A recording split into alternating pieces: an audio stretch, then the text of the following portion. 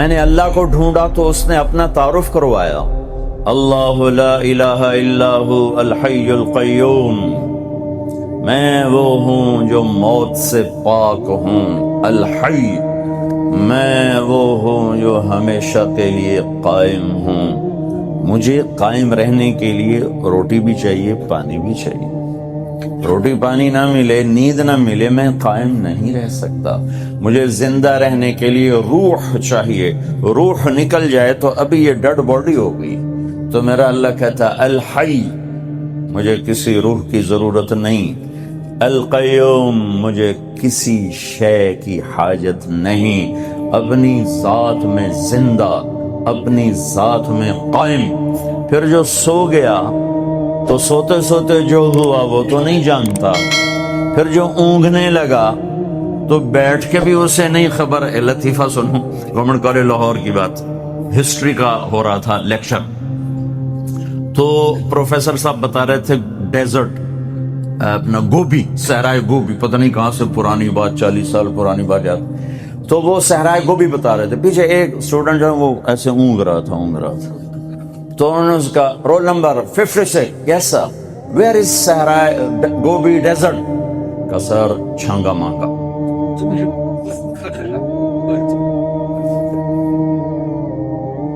تو جو اونگ رہا ہو وہ بیٹھ کے بھی غافل ہے، تو اللہ تعالیٰ نے کہا لا تأخذه سنة ولا نوم، تیرے رب کو نہ اونگ آتی ہے نہ نیند آتی ہے۔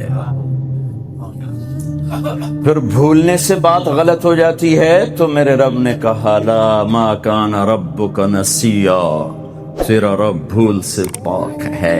پھر کوئی چیز نظروں سے آگے پیچھے ہو جائے تو کیلکولیشن غلط ہو جاتی ہے، تو میرے رب نے کہا لا یعزب عن ربک من مثقال ذرہ سواء منکم من اسر القول ومن جہر به ومن هو مستخف باللیل وصارب بالنہار یعلم ما بین ایدیہم وما خلفہم یعلم ما یلج فی الارض وما یخرج منها وما ينزل من السماء وما يعرج فیہا وهو معاکم اینما کنتم واللہ بما تعملون بصیر لہ ملک السماوات والارض وإلی اللہ ترجع الامور۔ واہ واہ، ایک ہی ہستی ہے جسے اپنی تعریف اپنے منہ سے سجتی ہے اور وہ اللہ ہے، پھر اس کے بعد ایک دوسری ہستی ہے جسے اپنے منہ سے تعریف سجتی ہے، وہ میرے اللہ کا حبیب اور رسول صلی اللہ علیہ وسلم ہے۔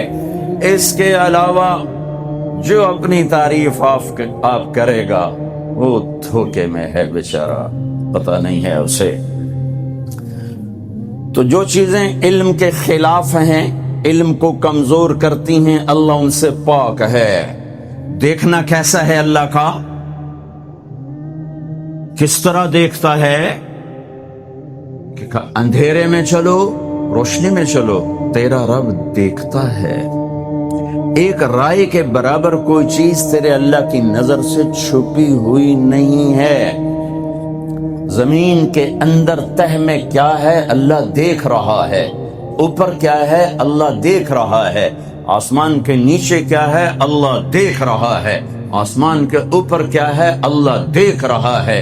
میں نے رائٹ دیکھا تو مجھے لیفٹ والے نظر نہیں آ رہے، میں نے لیفٹ دیکھا تو اب رائٹ والے نظر نہیں آ رہے، میں نے پیچھے دیکھا تو آگے والے نظر نہیں آ رہے، لیکن میرا رب کہتا ہے لا یعزب عن ربک من مثقال ذرہ، آسمان دیکھوں زمین نہیں چھپتی، زمین دیکھوں سمندر نہیں چھپ سکتے، سمندروں کو دیکھوں پہاڑ اوجھل نہیں، پہاڑوں کو دیکھوں تو جنگل سے غافل نہیں۔ ہوئے ہوئے ہوئے ہوئے، آپ کے انگلینڈ میں کتنے درخت ہیں، اور پوری دنیا میں کتنے درخت ہیں، اور برازیل کا جنگل جو دنیا کا سب سے بڑا جنگل ہے اور پوری ہماری فضا کو 60% آکسیجن سپلائی کر رہا ہے، پھر کینیا کے جنگل، ایوری کوسٹ کے جنگل، گینی کوراکری کے جنگل، اور میرا رب کہتا ہے جنگل چھوڑو، جتنے دنیا میں درخت ہیں ان کے پتے بھی تیرے اللہ نے گنے ہوئے، پھر جو گرتے ہیں اب آپ کے موسم شروع ہو گیا پتوں کے جھڑنے کا، تو چاروں طرف پتے گرے پڑے تو میرا رب کہتا ما تسقط من ورقۃ الا يعلمها، آج کتنے پتے گرے تیرے اللہ کے علم میں ہے، کل کتنے گرے تھے وہ بھی جانتا ہے، پورے سیزن میں کتنے گرے ہیں وہ بھی جانتا ہے، اور ابھی جو کل گریں گے وہ بھی جانتا ہے۔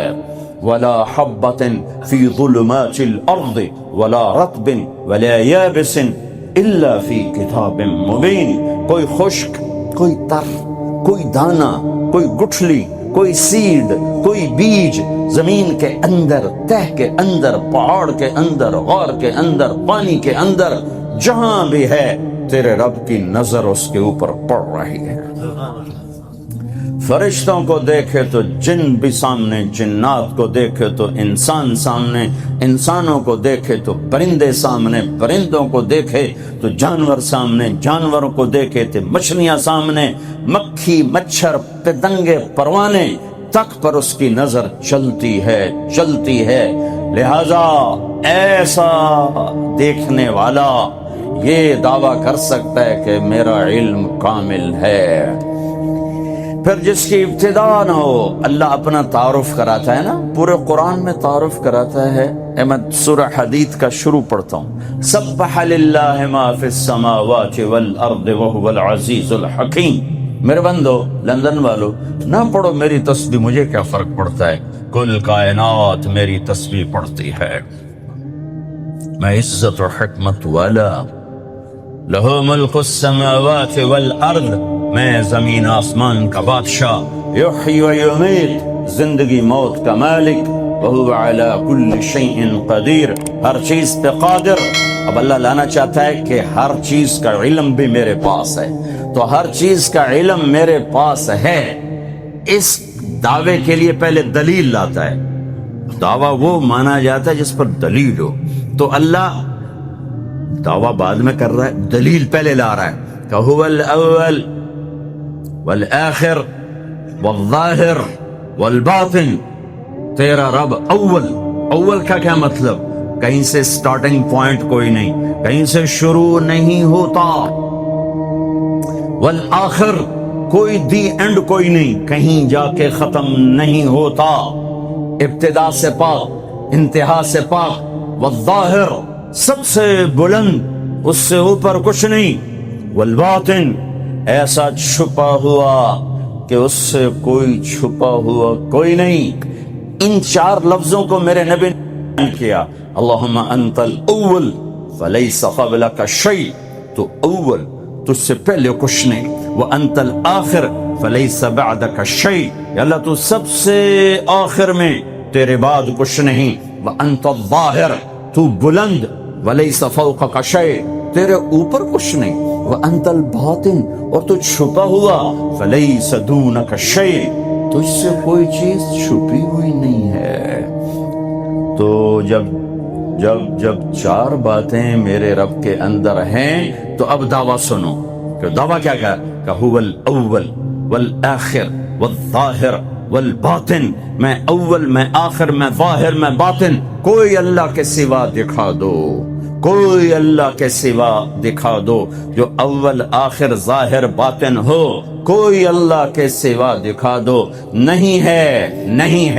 هل تعلم له سمیہ، ہے کوئی تیرے رب کی مثال، هل تعلم له سمیہ، یورپ والو بتاؤ ہے کوئی تیرے رب جیسا، هل تعلم له سمیہ، ایشیا والو بتاؤ ہے کوئی اللہ جیسا، هل تعلم له سمیہ، ساؤتھ نارتھ امریکہ والو بتاؤ ہے کوئی اللہ جیسا، هل تعلم له سمیہ، آسٹریلیا والو بتاؤ ہے کوئی اللہ جیسا، هل تعلم له سمیہ، افریقہ والو بتاؤ ہے کوئی اللہ جیسا، نہیں ہے، لیس کمثلہ شیء۔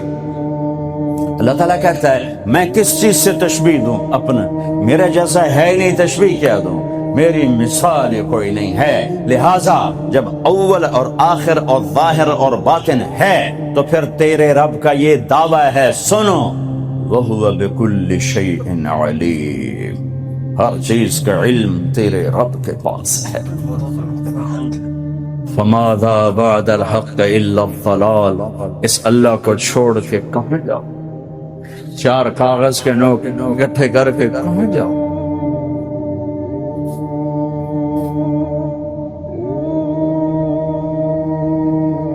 جس زندگی کی تمنا کرتے ہو وہ یہاں نہیں ہے، نہیں ہے، نہیں ہے.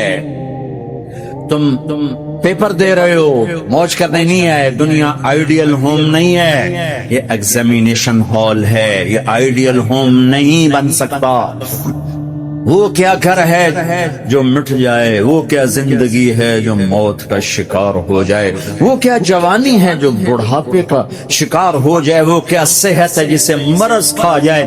وہ کیا خوشی ہے جسے غم کھا جائے؟ وہ کیا بہار ہے جس سے خزاں نکل جائے؟ وہ کیا اجالا ہے جسے اندھیرا نکل جائے؟ وہ کیا صبح ہے جس کی شام ہو جائے؟ وہ کیا دن ہے جس کی رات ہو جائے؟ یہ کچھ نہیں ہے. ہاں تم چاہتے ہو تو تھوڑا صبر کر لو.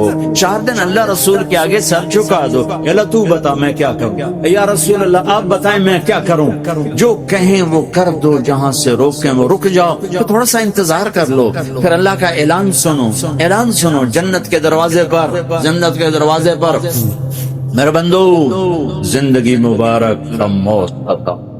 تم چاہتے تھے نا زندگی ہو موت نہ ہو، چلو اب موت ختم.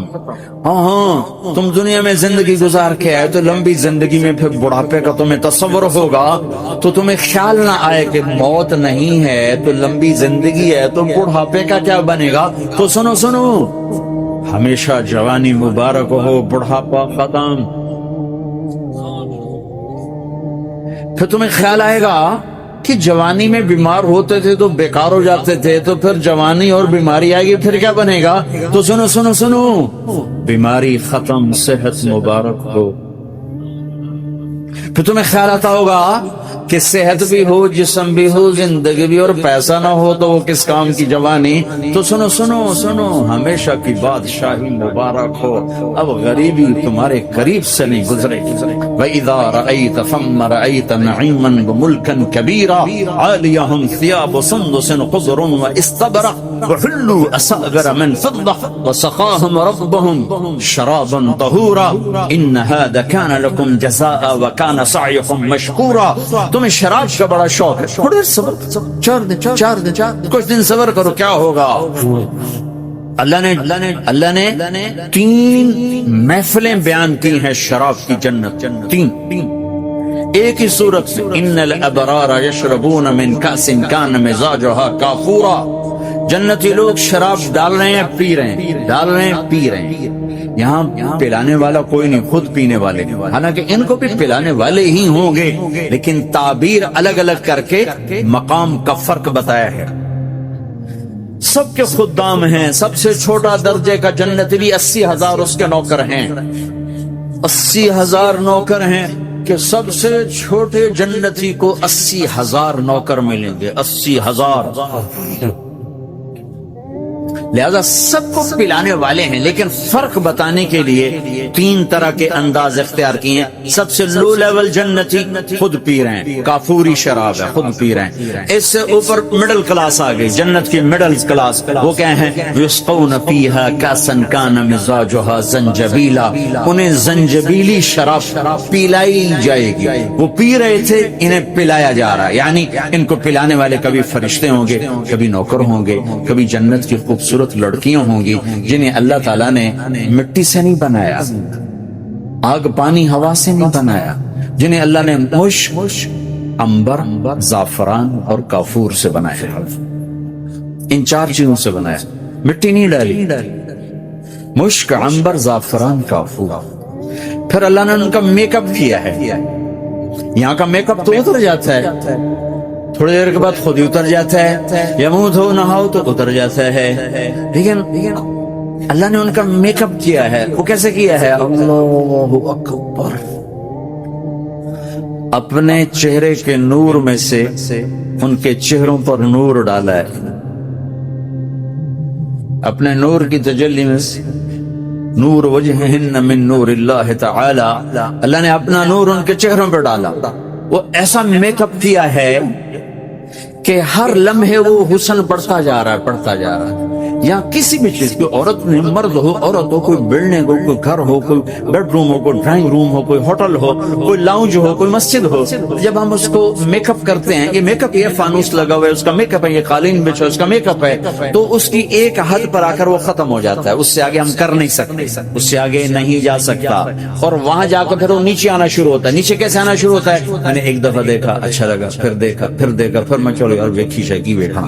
ٹھیک ہے، یہ انسانی فطرت ہے.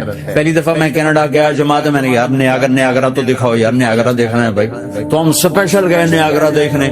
اگلی دفعہ گیا تو میں نے نہیں کہا، ساتھیوں نے کہا نیاگرا دیکھو گے، میں نے کہا دیکھوں گا، دیکھنے چلے گئے. تیسری دفعہ گیا، مولانا نیاگرا چل، میں کہا دفعہ کرو پانی تا ہے، دفعہ کرو پانی تا ہے، ویکھ لے ہون کی ویکھنا. کیا وجہ ہے؟ کہ اس کا حسن ایک جگہ اینڈ ہے، اس سے آگے نہیں جا رہا. تو لہٰذا اٹریکشن ختم ہو گئی. ایک دفعہ، دو دفعہ، تین دفعہ دیکھنے بعد ختم ہو گئی. اب جنت میں کیا ہو رہا ہے؟ ہائے ہائے ہائے ہائے. میں صرف لڑکی کی بات نہیں کر رہا، میرے رب کی عزت کی قسم، تم گھاس کا ایک تنکا بھی دیکھو گے اور ہزاروں سال دیکھتے رہو گے تو ہر سیکنڈ میں اس کو حسن آگے جا رہا ہوگا، آگے جا رہا ہوگا، آگے جا رہا ہوگا. لہٰذا تمہیں خالی ایک پتے کو دیکھنے میں بھی وہ لذت ملے گی کہ ساری کائنات تمہیں ملے تو وہ تمہیں لذت نہ ملے. تو کہاں جنت کی لڑکی، اس پر اللہ نے اپنے چہرے کا نور ڈالا. اس کے بعد اس کی کیفیت کیا ہے کہ تم نے اس کو یوں دیکھا تو تمہیں اس کو حسن کا ایک لیول نظر آیا. پھر تم نے ادھر دیکھ کر پھر یوں دیکھا، ایک دو سیکنڈ کی بات ہے تو رب ذوالجلال کی قسم اس کا حسن پہلے سے ہزاروں گنا بڑھ چکا ہوگا. پھر تیسری نظر ڈالی تو اس کا حسن ہزاروں گنا آگے جا چکا ہوگا. لہٰذا صرف اپنی بیوی کو بیٹھ کے دیکھتا رہتا، ہزاروں سال دیکھتا رہے تو لذت ختم نہیں ہو. سب سے چھوٹا جنتی جب جنت میں جائے گا تو اپنی بیوی پہ نظر پڑے گی تو 40 سال صرف دیکھتا ہی رہے. تم تو 4 منٹ بیوی کو نہیں دیکھ سکتے، لڑائی شروع ہو جائے گی. وہ تمہیں نہیں دیکھ سکو کہ کیوں دیکھی جانا، وہ سمجھو کوئی میں عیب دیکھ لیا ہے، کوئی میرے اندر نقص دیکھ لیا، کوئی فالٹ میرا نکال رہا ہے. دونوں میاں بیوی ایک دوسرے کو دیکھتے رہو. میرے رب کی قسم جو سن رہا ہے، دیکھ رہا ہے، میری شارخ سے زیادہ میرے قریب ہے.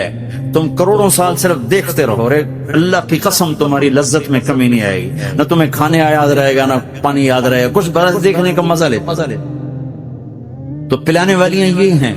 میرے نبی نے فرمایا کہ انگلی کا اتنا حصہ سورج کو دکھا دے، اتنا، یہ فنگر ٹپ جس کو کہتے ہیں، یہ اگر جنت کی لڑکی فنگر ٹپ دکھا دے تو سورج نظر نہیں آئے.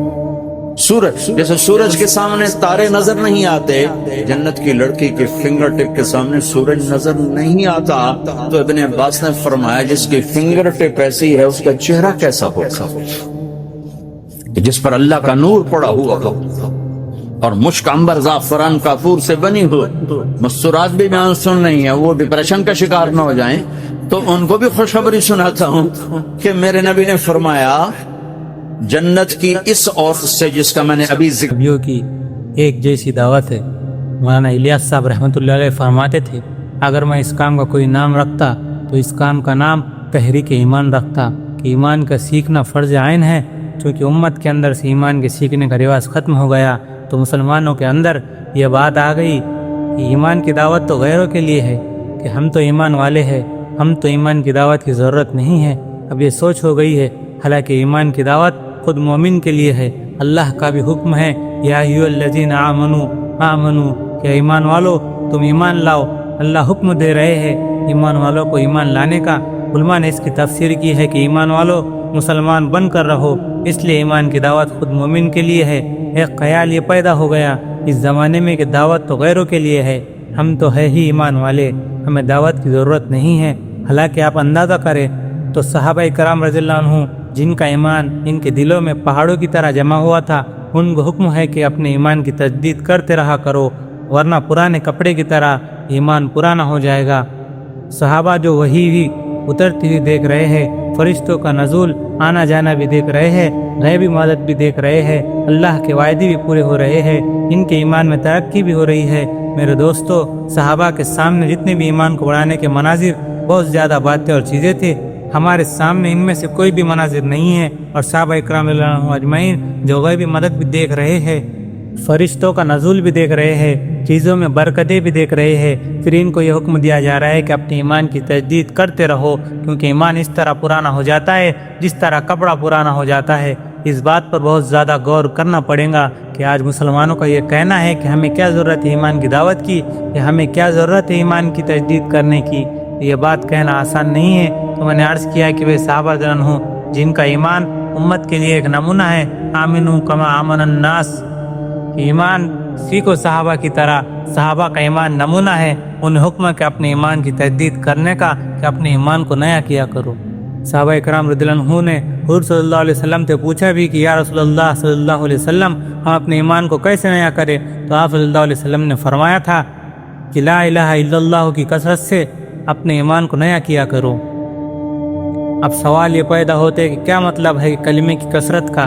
کثرت کا مطلب صرف اس کا ذکر نہیں ہے، بلکہ کلمے کی کثرت سے ایمان نیا ہونے کا مطلب یہ ہے کہ جس طرح بکثرت دنیا میں اللہ کے غیر سے ہونے کا بولا جاتا ہے، تم بکثرت اللہ کی ذات سے ہونے کو بولو۔ یہ ہے کلمے کی کثرت سے ایمان کو نیا ہونے کا مطلب۔ میں تو یہ چاہتا ہوں کہ 5 منٹ تو یہ تسبیح لے کر کلمے کا ذکر کرتا ہے، اور صبح سے لے کر شام تک اس کی زبان پر حکومت یہ کریں گی، تاجر یہ کریں گے، وزیر یہ کریں گے، صدر یہ کریں گے، فلاں ملک یہ کرے گا، فلاں ملک وہ کرے گا، اس نے فلاں ہتھیار بنایا ہوا ہے وہ یہ کرے گا۔ یہ سارا دن شرک کو بولا کرتے ہیں، اخبار کو آنکھیں پھاڑ پھاڑ کر پڑھتے ہیں اور حیرت سے دوسرے کو سناتے ہیں، کیونکہ قرآن کی خبروں کا یقین ہے نہیں اور اخباروں کی خبروں کا یقین ہے، اس لیے اسے پڑھ کر سناتے ہیں۔ اللہ تو انسانوں کے دل کا حال دیکھتے ہیں۔ اللہ تعالیٰ کا نظام یہ ہے اور ان کا ضابطہ قانون یہ ہے کہ جو ہمارے غیر سے متاثر ہوتے ہیں ہم ان پر اور اپنے غیروں کو مسلط ضرور کرتے ہیں۔ مسلمان کے اللہ کے غیر سے متاثر ہونے کی سزا میں ان پر غیروں کا قبضہ ہے۔ ہاں، یہ میں آپ کو حدیث کی بات عرض کر رہا ہوں۔ روایت میں ہے کہ آپ صلی اللہ علیہ وسلم نے فرمایا کہ جو اللہ کے غیر سے امید رکھے گا اللہ اسے غیر کے حوالے کر دیں گے۔ تو کلمہ لا الہ الا اللہ کی کثرت سے ایمان کی تازگی کا مطلب کیا ہے، اس پر غور کرنا پڑے گا۔ صرف اس سے کلمہ لا الہ الا اللہ کا ذکر مراد نہیں ہے، بے شک اس میں خدا کی قسم کہ ذکر کے فضائل، اس کے انوارات، اس کی برکات، اس کے فائدے اپنی جگہ پر مسلم ہے کہ بندہ اپنی زبان سے کلمے کے الفاظ کہے تو اس کے کیا فضائل ہے، اس کے کیا انوارات ہے، اس کے کیا برکات ہے، اس پر کیا وعدے ہے، یہ سب اپنی جگہ پر مسلم ہے۔ لیکن اللہ کے غیر کا اثر دلوں سے نکالنے اور اللہ کی ذات اور اس کی قدرت، اس کی عظمت، اس کی بڑائی کو دل میں بڑھانے کے لیے یہ ضروری ہے کہ جہاں کلمے کا ذکر کرو وہاں اس کلمے کا مطلب اور اس کے مفہوم کی دعوت بھی دو، کیونکہ حدیث میں آتا ہے کہ تم کلمہ لا الہ الا اللہ کا اتنا ذکر کرو کہ لوگ پاگل کہے۔ میں نے ایک حدیث پر غور کیا کہ ذکر کرنے والے کو پاگل کہلائے جانے کا کیا مطلب ہے، تو سمجھ میں آیا کہ نبیوں کو اس لیے پاگل کہا جاتا تھا کہ نبی اس کلمے کو قوم کے عقیدے اور قوم کے یقینوں کے خلاف کہتے تھے، اس لیے قوم انہیں پاگل کہا کرتی تھی۔ قوم شعیب کا یہ خیال تھا کہ تجارت سے ہوتا ہے، قوم سبا کا گمان تھا کہ کھیتی باڑی سے ہوتا ہے، قوم صالح کا یقین تھا کہ کارخانوں سے ہوتا ہے، فرعون کا خیال تھا کہ بادشاہت سے ہوتا ہے، نمرود کا خیال تھا کہ مال سے ہوتا ہے، پر نبی ان سارے کلموں کے خلاف اپنا کلمہ لا الہ الا اللہ لے کر آئے تو ان سب نے نبیوں کو پاگل کہا کہ کوئی نبی ایسا نہیں ہے جس کو قوم نے پاگل نہ کہا ہو۔ آپ حضرات کو ایک بات سمجھ میں آ رہی ہے؟ کیوں بھائی؟ دیکھو، یہ تقریر نہیں کر رہا ہوں،